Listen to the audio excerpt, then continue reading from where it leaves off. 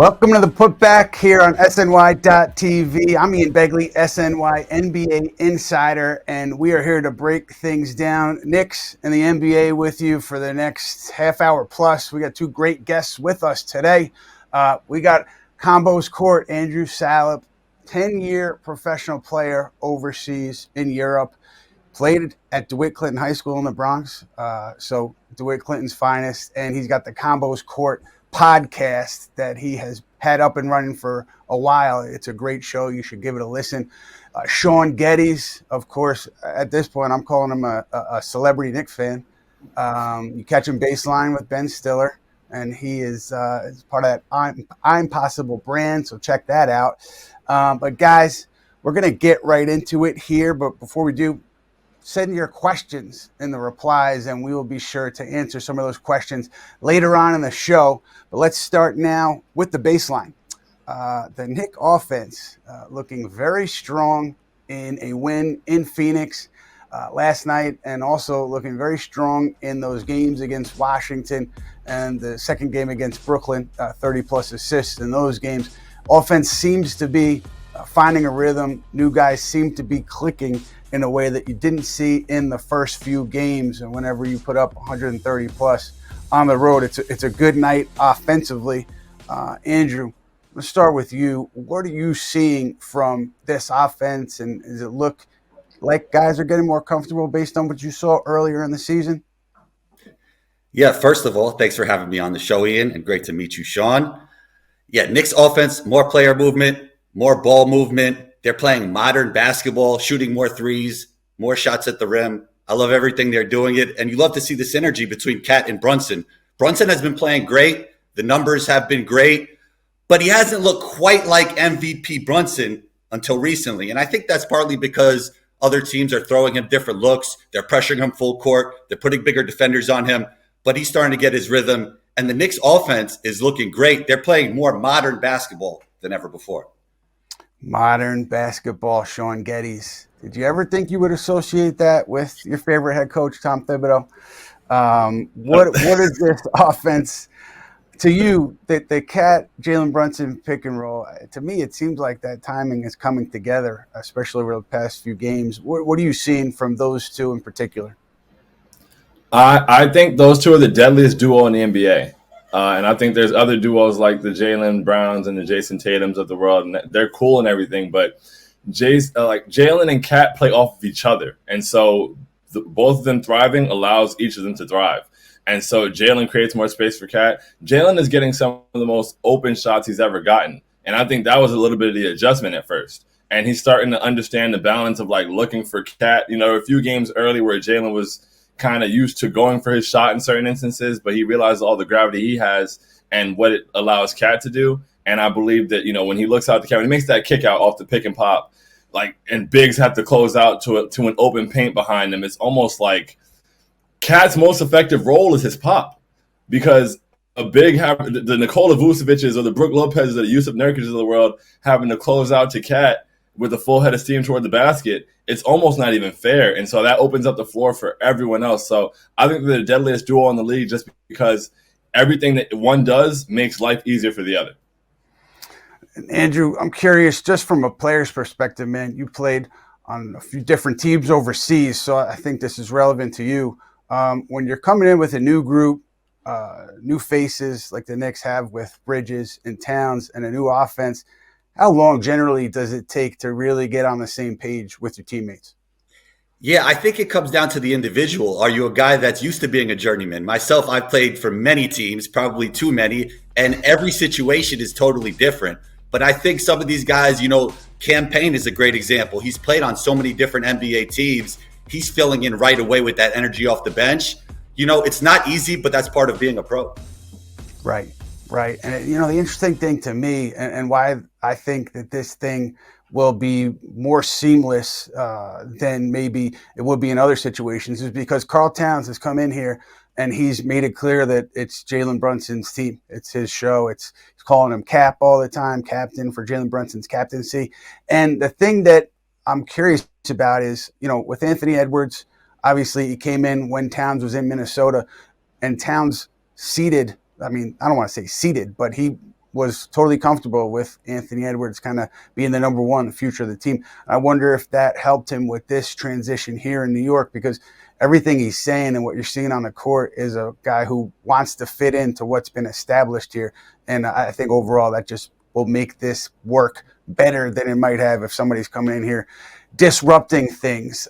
Shaun, for you, you look at, we're going to look at this trade all season for years to come. What do you think about the Cat Randall DiVincenzo deal right now? I think, they have to stop trying to rob him. Leon Rose has to get Executive of the Year. He just has to. I mean, right now, Cat is playing MVP level basketball. And as somebody who, not that I was looking for the trade to happen, not that I hated it, but I wouldn't have made it. A Knicks fan, I like to think I'm kind of smart, whatever. I wouldn't have made the trade. And so Leon went out there and he made a decision to improve the team despite the team having made improvements. And, we were looking like, okay, that January Knicks team, they're going to come back and be this or that. And this team is just better, bro. This team is just better. It's a more optimal version. It's a more optimal roster to build around Jalen Brunson. And we're seeing it work out. And it's allowing everyone else to be better. And so now Josh Hart is being maximized. OG Anunoby has space to cut back door or take people off the dribble and operate in the mid-range. Mikal Bridges, the mid-range is open because the paint is open. It's just Cat opened the floor for everyone and even himself, and the sky's the limit for this team offensively. Andrew, what about you? The Julius DiVincenzo fit versus the Karl-Anthony Towns fit in this deal. What's your assessment so far? Yeah, I love the fit when the trade first happened. And my immediate thought was, I think Mikal Bridges' actually role must change in the playoffs. Now, he's been playing better lately, but without Julius on this team, a guy who could draw doubles, get doubles, from a perimeter perspective, now they only have Brunson as a guy that could get doubles. Obviously, Cat as a big could draw doubles, but I do think for them to inevitably beat the Celtics, which is the team they're going to have to beat to win the championship, Mikal Bridges is going to have to step up. Yeah, it's interesting. I'll just say quickly on the trade, the thing that I wonder about is with Julius Randle, if they hadn't made the deal and they were not going to extend him, which I don't think they were, he would be here, contract looming, and then invariably he's a lightning rod. So if they lose a few games, I'm sure everybody would be getting on Julius, and between that and the uncertainty around his contract, I just think it would have been a tough situation. So I have to factor that in when I look at this deal. But Andrew, you bring up a very interesting point on Mikal Bridges. There's been a lot of dissection of his shot. Is it a new shot? Did he change his form? He's been great shooting from the baseline beyond the arc, not as good on non-baseline threes. What are you seeing from his shot? Does it look different to you? Does it look like uncomfortable? Is there a hitch there? What do you see? Yeah, the energy transfer is still not great, and it's not really affecting him from mid-range. But from three, even when he makes shots, I don't like how it looks. And it's going to be interesting to see if he can stay consistent throughout the course of this season. And as I said again, I think he's really the X factor. I actually think for them to succeed in the playoffs, we're going to have to see him initiate more. And earlier in the season, when the shot wasn't falling, he was losing confidence. And I feel like now, since he's making a few, he's starting to gain confidence. But I do think he still needs to make a few minor tweaks to that jump shot for him to be absolutely consistent from three, like we saw against the team they played against last night, his former team, the Suns. Yeah, and he did hit one of those non-baseline threes, and he looked very much in rhythm early on in that game. Shaun, I think there's been a lot of concern and just some people are underwhelmed by Bridges' performance on both sides of the ball so far. I don't see it that way. I see it as early in the season. I think that ultimately he'll be who he has been his whole career. Where are you on Bridges? What's your assessment so far? I'm there with you, Ian. I think it's early. I think there's a lot of adjustment to have happen. And I also take into account that, not only is he adjusting to a new role, but the entire team is adjusting to kind of a new format. And so he has to find himself within that. He has to find where to pick his spots and just kind of get an understanding of where that is. I wasn't the most thrilled about him changing his jumper when he got here. But, personally with me, it's just hey, it's changed now. Whatever you're going to do with it, just figure it out. And I feel like he's figuring it out over the course of time. I still feel confident when he puts shots up. I want him to continue to do so. And, he needs to be more consistent defensively, but so does the entire team. And I think that, even last year with Dante DiVincenzo in the beginning of the year, he was coming up the bench and giving us 7 points a game. He was, kind of sporadic. And then by the end of the season, he's averaging almost 30 down the stretch. It's just you got to give guys some time to get acclimated. And I think that once he does and we're fully clicking on all cylinders, it's going to be beautiful. Interesting thing to me, too, being in that locker room over the past couple weeks when these guys were home, Josh Hart a few times, unsolicited, has brought up Mikal Bridges and the criticism around Bridges. After the first game of the year, he said it's stupid to talk about his shot and to worry about his shot because he's a career 38% three-point shooter, and he's going to be fine. He works too hard and he cares about the right things. He'll be fine. And then more recently, he talked about everybody wanting Bridges to be perfect and the idea that Bridges can impact the game many different ways, even if he's not shooting it well. He's a winning player. Hart said that's why you go get him. And he said, we gave up 5 high school players to get him, so we're fine. And so I just think, it's interesting because it's not like people are asking Josh about that, but he's bringing it up organically on his own. And I'm wondering, Andrew, just a locker room dynamic there. What do you think Josh doing that publicly means to Bridges and to the group? I love it. I mean, it's still the Nova Knicks. You have to support your teammates. He knows Mikal is a major key for this team to win it all. And I'd love to see, we saw Mikal Bridges with the Brooklyn Nets look like an all-star, even all-NBA type player. And I think there's always a chance he could get back to that.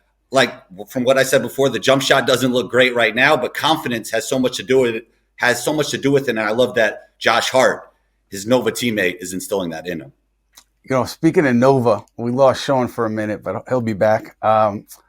If you were on that team, right, they signed you, but you went to, let's say you went to Gonzaga, and you come in and you have these Nova Knicks, would you feel funny about that dynamic? Would it be would it be a thing for you at all going into that locker room if you're new on that team? Absolutely not, because I think you have to fit into the identity of what this team is all about. And they are the Nova Knicks, and they are a Tibbs coach team, and you have to double down on grittiness, toughness, and just the Nova Knicks style of play. To be a professional, you have to fit in with the identity of the team. And if you're thinking any other way, it's not going to last. You're not going to last long in the NBA. I'll just say briefly that I think some players during this Nova Knick tenure have thought about that. It has been on their mind, and it's just interesting for me, just because these guys are human beings. And are you in the inner circle? Are you out? I don't think that's impacting anybody in there right now. Speaking of campaign, earlier in the week, he said, "Listen, these guys, they have their own thing here, but they welcome me with open arms. I feel very comfortable. We've got a great thing in the locker room. We're able to joke around off the court, and we're able to hold each other accountable on the court." And campaign's been in a lot of locker rooms. And he said, this locker room, people like each other, and that's important in the NBA. So campaign, one example of a non-Nova Knick who has fit in and feels good about his place here. For you, Shaun, talking about campaign, I mean, he has scored the ball really well recently. Miles McBride will be back. We'll get into that a little bit later. But with Cam, how do you see him fitting into this hierarchy, and what have you seen from him so far? Cam's done an excellent job, and I'm not going to lie. I wasn't necessarily – he's a Knicks, so I'm rooting for him, but I wasn't rooting for Cam when he got here. I wanted Tyler Kolek to play, and I wanted him to be in the rotation. But Cam has done an excellent job to the point where I don't even bang that drum because he's come up the bench. He's done what we needed him to do. And beyond the shooting, Cam has never seen a shot he didn't like ever. And I think it's hilarious. But I went to the Pacers game and I went to the Cavs game. I went to shoot around. And so for the Cavs game, I was a shoot around for Cam. And I'm just watching him and I was like, this is why you shoot from wherever. I don't blame you. If I worked out and I shot like this, I would shoot from wherever in the game as well. And so it kind of, seeing him work raised my confidence in his shot. So I can only imagine what it does for his confidence. And my main thing with campaign has been defensively. I mean, he's up and he's picking up full court. He's, aggressive. He's on the ball. He's doing a great job. He's bringing the energy. And so I think just his energy is infectious, and I think he fits in perfectly. And I'm excited. I know that he's going to make some big shots for us in the playoffs, and he's going to have some big moments, and he's going to be a Garden favorite for a very long time. He gives me like Chris Child's energy. That's interesting. That's an interesting comp, Andrew. I'm glad you brought up defense, Shaun, because I want to go there, right? Because this Knicks team, we think they're going to outscore people. If they're healthy and they're playing to their capabilities, the offense is going to be very good. We've seen how good it is over the past few games. I think it's just going to continue to be that if everybody's healthy. But the defense is where the difference is going to be for this group, right? Are they able to get stops in the playoffs? Are you able to get stops down the stretch of a game when you need them? You have strong defenders in Josh Hart, in Mikal Bridges, in OG Anunoby. Andrew, I'm just curious from your perspective, based on what you've seen, what do you think the Knicks have done well defensively so far, and what have they done poorly? Well, campaign was also great last night, to Shaun's point, on defense, and the defense that he was playing led to offense, right? Transition dunks for Jericho Sims. I think defensively, Wingstop is getting better and better. They're getting more chemistry on that side of the floor. And I do think some of the metrics around what Cat has been doing has been inflated. Is he the best defender in the world? Probably not. But I'm hearing a lot of stats around the internet that aren't exactly true when you hear 91% around the rim. I don't believe that. I think we've seen him hold up well against Jokic last year. So I think there's a lot of promise for this Knicks team when it comes to defense. And then you have Tibbs on top of it all. I think they're going to really find their way defensively. And their offense has already been great, but I also think defense leads to offense, which will allow the offense to get even better with easy transition buckets. They definitely got out in transition in Phoenix. Shaun, what's your concern level on the defense? What are you seeing there? I wouldn't say I'm very concerned at all. I mean, there's death taxes and the Knicks giving up open threes. And so I've come to accept it. I understand it. I understand that's what our scheme is at the end of the day. But it's just like, because we're going to give up so many open threes, it's important for us to do the other things correctly. It's important to protect the basket correctly. We're seeming to get a better understanding of like how we're going to play pick and rolls. And a lot of those things just simply come down to communication. And so where offense, you got to play with people to get an understanding. Defensively, in the first week of the season, you may not have certain communications down. By, April, are they going to know exactly what they need to do and how to do it and how to, shade one way on the screen with all the different intricacies and details they comb over? I'm sure that by the time we get to where we need it to be, they're going to have it down pat. And like Andrew just said, once the defense is down, it's only going to help the offense even more. And I already don't feel like teams can really score with us. So when we actually start locking down like we're capable of, at the end of the day, when it comes down to it, you got to put the ball out there. And I'll take OG Anunoby on anybody. I really will. As long as OG Anunoby exists, the Knicks defense will be fine. So I'm looking forward to it. I think, Shaun, you're talking about the importance of the regular season. I'm with you. I'm team regular season. I hope that it gets back to, for all teams, it gets back to being very important because it's better. The league's better that way. The interesting thing to me when you talk about the defense, talked to a couple of people from different teams, and somebody mentioned the idea that, hey, Denver, right? Jamal Murray, Nikola Jokic, not great defenders, but they had enough around them to be very successful, obviously win a title. And they compared this Knicks team to that model a bit with Jalen Brunson and Karl-Anthony Towns and the defense around these guys. And so I just thought it was an interesting comparison. Obviously, a long way for the Knicks to go to get to where Denver was, but I could see some of the similarities there. And I'm just curious, Andrew, when you see OG Anunoby, and what he does, I guess defending up and defending down, defending his position. What does he do well to you? I think when we think of the word motor, we always think of big men, but his motor is just absolutely ridiculous on that side of the floor. He's always locked in. He slides his feet really well. He's really strong. He's a switchable defender, one of the best wing defenders in the league. And then if Mikal could step it up, Wingstop will be absolutely elite. So OG Anunoby is making a case to be an all-star with his two-way play. Yeah, I mean, to me, Shaun, he's been the most consistent Knick so far. I don't know. I hear the golf clap. Would you give him that title so far? Most consistent, best Knick? Most consistent. I feel like it would have to be a toss-up between OG and Josh Hart. because Josh Hart has just been phenomenal every single night. And I said last year, like, Josh Hart kind of has a thankless job, but he's doing it so well that you've got to thank him. Like, he's just everywhere. He's what's that movie called? Everything, Everywhere, All at Once. Like, that's Josh Hart. Yeah. He's really all over the floor every single night. He's the secondary playmaker. He's shooting the ball now. Like, come on, man. Josh Hart is shooting the ball.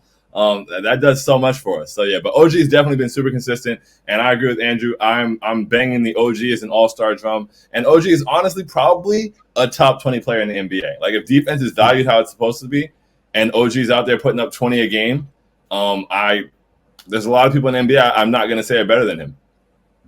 Yeah, Josh Hart used to say you need to really watch the games to see his value, but now you can just look at the box score too and understand his value.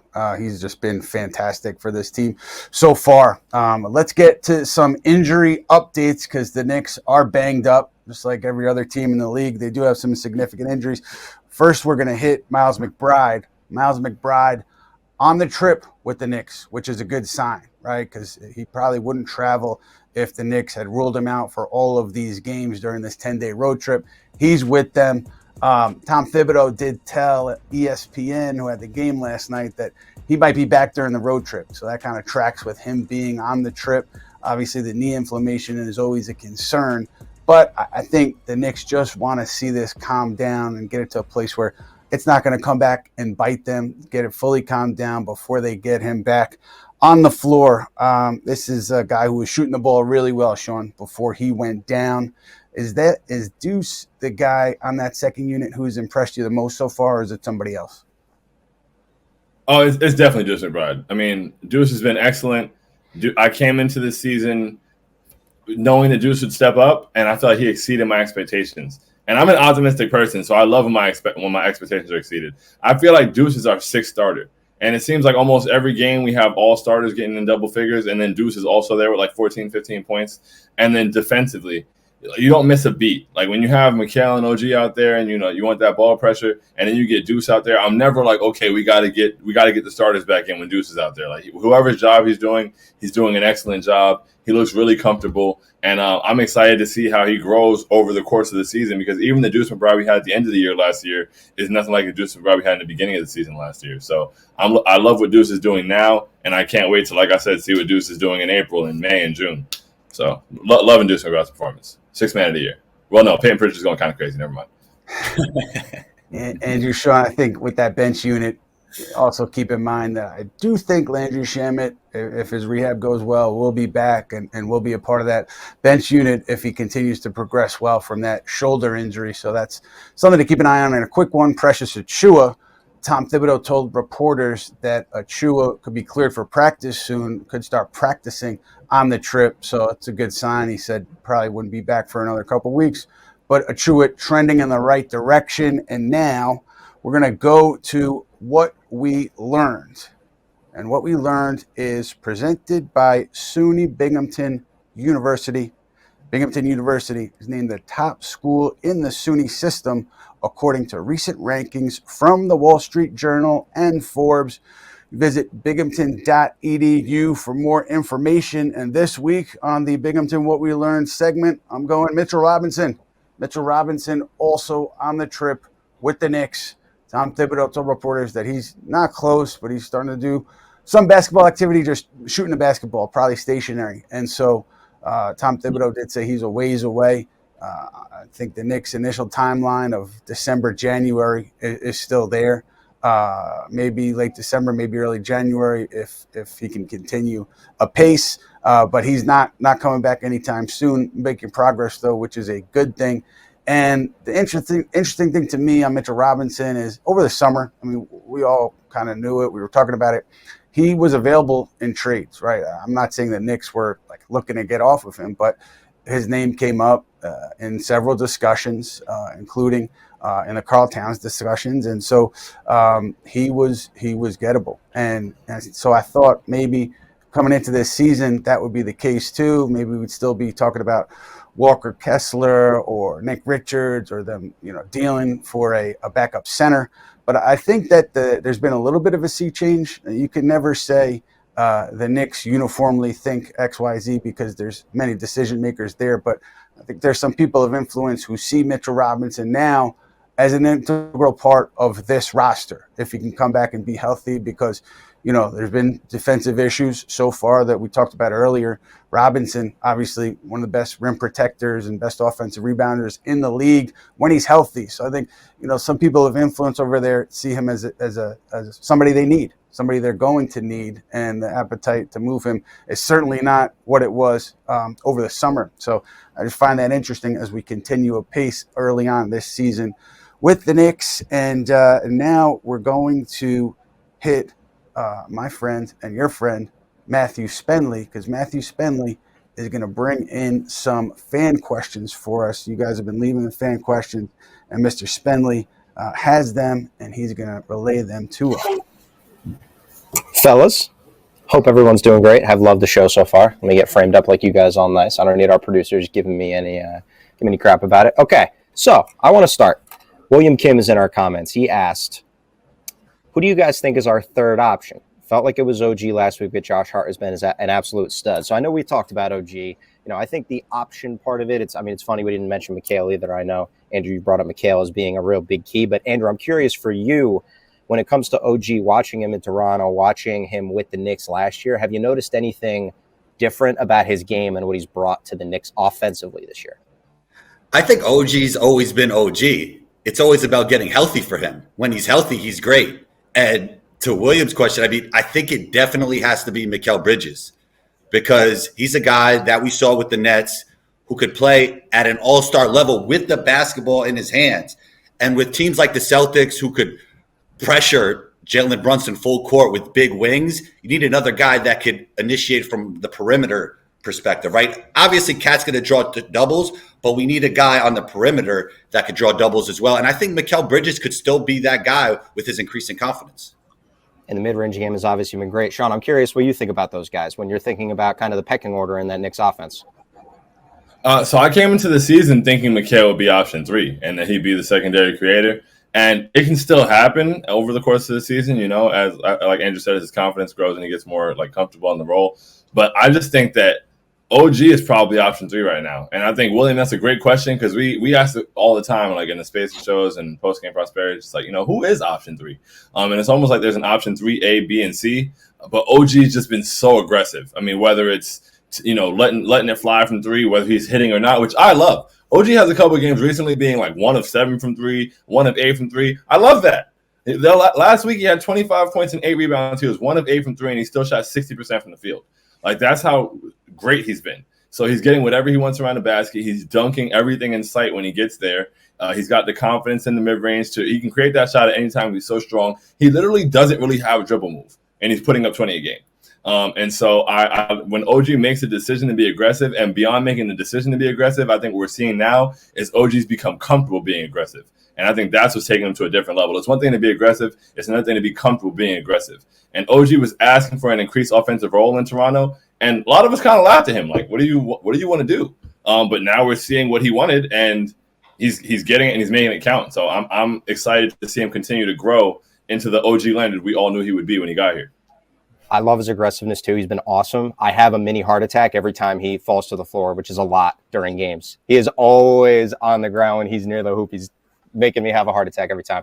Ian, all right, I know we talked about the offense. I want to ask you a question. I was thinking this watching the game last night, because the Knicks put up over 130 points in back-to-back games. And we've talked on the show in the past about how when the Knicks traded for Karl-Anthony Towns, that they've just made a decision now to be a more offensive team. So I'm curious, I know you mentioned Mitch, and the Knicks now see him having a more important role. But do you think at a certain point the Knicks have just kind of said, maybe we're going to be one of those teams that just puts up so much offense that it doesn't matter if we're going to be the sort of defensive unit that's a shutdown unit, which of course feels a little opposite for Tibbs, as you mentioned, but I'm curious how you feel philosophically for them moving forward in regards to just the offense versus the defense. Yeah, I think anybody, if you caught them in an honest moment, they would say, yes, we did sacrifice our defense for our offense. And, the big lure with Cat was kind of doing what he's doing now, knocking down shots from the perimeter. Versatile offensive player, opens up the floor. You could play 5 out, but you're going to be losing something defensively. And I think that exactly was the the trade-off that they made. Now, Tom Thibodeau is never going to say that publicly, but I'm sure that he, feels like he has to make some adjustments, maybe do some things that he's not necessarily used to doing in terms of getting this team defensively where he would want it to be. And that's Thibodeau's brilliance on the defensive side. So we'll see how things progress there. I think they'll be better when you get Precious Achiuwa back. Mitchell Robinson, we talked about. I think they'll be better when he comes back. Miles McBride as well. But I think this team, more often than not, is going to have to outscore you to win games. That works in the regular season. Things slow down in the playoffs. And I was just asking people in the aftermath of the trade about that. And somebody said, hey, listen, we can get stops when we need them down the stretch of games because of the personnel. And we, they acknowledged that, yes, they may have taken a step back with the trade, but they felt confident that in crunch time, last 5 minutes of a game, they get stops when they need them, and the offense will be so good. So that kind of was the thinking, and I think Matt, you're right on with that question. Yeah, and it goes to Shaun too, talking about OG. Just if whether it's a wing player, whether it's a big man, whether it's a smaller guard, if you can have a guy like OG to be able to say, get us a stop here, having him on the roster obviously helps a lot. Shaun, I'm going right back to you because you tweeted before the game last night that you believed last night would be the first of many times that Jalen Brunson and Karl-Anthony Towns both went for 35.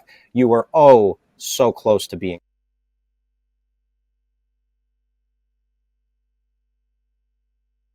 You correct. So I want to commend you for being almost right, I guess. Nice job being almost right.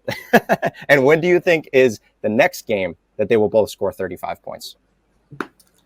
It's funny because coming into the game, and it was like in the first quarter when he missed the free throw. And I didn't say it out loud because I didn't want to speak into existence, but I was like, if he ends up with 34, I'm going to be sick to my stomach. And lo and behold, he ended up with 34. It's crazy. There you go. But it really just comes down, and that's what I said about, that goes back to what I said about them being, I think, the deadliest duo because they help each other. So I knew that the Suns had Yusuf Nurkic and not really a lot of size to deal with Cat at all, and they don't have the perimeter defenders or the big as a defender to deal with Jalen in the pick and roll. And so I think teams are going to struggle. The teams like the Bulls, the teams I called 40 for Cat against the Bulls. He went for 46. Nikola Vucevic can't move. It's very, very simple.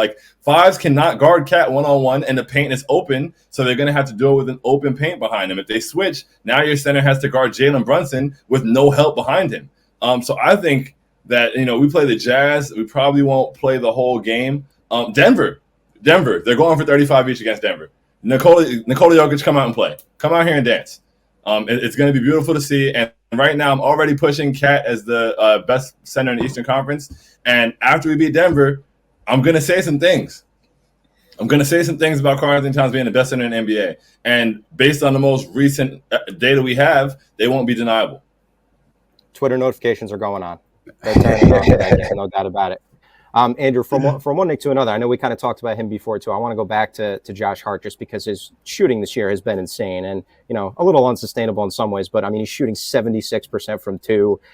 He's shooting 35% from three, which for him is quite solid. And I think he's also looked a lot more willing to take those shots. He said last night after the game, I'm confident in my shot. I'll leave the scared to shoot narrative for y'all. I like to play my game how I want to play my game. And he's just looked a lot more confident in that shot. So I'm curious, as you watch Hart and his shooting this year within the Knicks offense, what you've seen there as well. Yeah, as I said earlier, they're playing more modern basketball, and I love teams that just get shots up. To Shaun's point, OG is getting shots up. That's really important because it's important to get shots up. The alternative is sometimes getting a turnover, right? So when you get a great look, you want to shoot it. Campaign is another guy who's just getting shots up. Obviously, Cat is shooting 50% from three. He's getting shots up. Jalen's going to get him up. I love that this whole team is just letting it fly from three, and it's been really beneficial for them. Not only getting easy buckets at the rim, but also just getting threes up is so important and not thinking about it. And I always think the harder the Josh Hart three, the more likely it is to go in. I love Josh Hart taking the three at the end of the shot clock. If there's 2 seconds left in the shot clock, I'm watching, I'm saying that's going in. No doubt about it. All right, my last question is an Ian-specific question. Ian, when the Knicks play on the West Coast, I need to know, What's your strategy for staying up for these games? What do you do? Is it an extra cup of coffee during the game? I know for me, I got to get home. I got to get myself like a nice snack or something. What's your strategy so you can make it through these West Coast games? It's a good question, Matthew. I do have extra coffee. I make sure put the kids to bed early. And when I'm watching the game, I don't sit on the couch because I don't want to be too comfortable. So I'll either stand up or sometimes I'll take a chair from the dining room, bring it into the living room, and sit on that. Because if I get on the couch, bad things might happen. So that's my approach on these late ones, and it's been pretty good so far. It's a great strategy. I'm just imagining Ian like 6 inches away from the TV watching the game, like just analyzing everything. It's great. I love it. All right, boys, that's what I got today. Thank you. Thank you, Matt. Talk back with Matthew Spenley. Appreciate it. Guys, to wrap here, I want to hit quickly on this Rick Brunson NBA investigation thing. I don't know if it was a formal investigation. I don't know if it is a formal investigation. The NBA did contact the Knicks earlier this week, and the subject of Rick Brunson, Jalen Brunson cap circumvention was brought up. And Jalen Brunson, as we all know, he signed that extension, team-friendly extension this summer. He left $37 million on the table to do that. Rick Brunson also signed a new deal as an assistant coach, got a promotion, but he didn't get a $37 million contract. So I don't think that there's anything there in terms of something concrete. And also, I also think it's a little disrespectful to Rick Brunson and what he's done as a player and a coach to do this, to suggest that, the Knicks just handed him something as cap circumvention. His deal, I think, is within the normal range of top assistant coaches. He's been coaching for a long time, too. After his 7+ year playing career, he coached many different places, including the University of Virginia, Hartford, Chicago, Minnesota with Tom Thibodeau, and he worked his way up on those staffs. He was at the bottom of some of those staffs, working his way up. That's what you've seen here in New York. So, I find it a little disrespectful to Brunson's resume. But nonetheless, I'll get off my soapbox, and we will get to our predictions for the rest of the trip. Andrew, what do you think, man? We got Jazz, Nuggets, Mavs, Hornets. These last 4 games are the longest road trip of the year for the Knicks. They're already 1-0. Where do you see them finishing at? I think they win all of them except Denver, especially if Jokic comes back for personal reasons. He's been out. So if he comes back, I think the Nuggets will win that one. It's tough with Jokic and, obviously the altitude. But if Jokic don't play that game, I think they sweep this. Yeah, because no Doncic, too, in Dallas, and that's big. And, Shaun, what about you? Predictions, next 4 games? So I've got us sweeping this, whether Jokic plays or not, and Jokic needs to play. Come outside. Like I don't want any asterisks. I don't want any. No, come outside. I don't want to see DeAndre Jordan. Come play. Like I want to see what you have. I want Cat to be better than you and to show it. And we have this thing we call the Things territory. So right now the board says 4 Things. So as long as we keep the streak going, it'll be 8 Things at the end of this trip. And so I'm very excited about that. And I feel like that the way that I do it is like the energy has to go up with each win. So I'm going to be in here screaming at 2 a.m. for post-game prosperity and worrying my neighbors. But it's okay because that's what winning does. We're definitely going to keep an eye on your board, Shaun, as they finish out this trip. And that'll be it for us here on the Putback. I want to thank Andrew Salop, Combos Court podcast host, long professional career overseas. The podcast is great. Definitely check it out. Shaun Geddes, you know him, Knick fan extraordinaire. You can find him at the Garden, sometimes with celebrities, but he always has that impossible brand on him. So check that out. And we will be back here on the Putback with you guys next week. And then we've got more mailbags coming as well. So appreciate you being with us, and be sure to check us out next week. We'll see you soon. Happy birthday.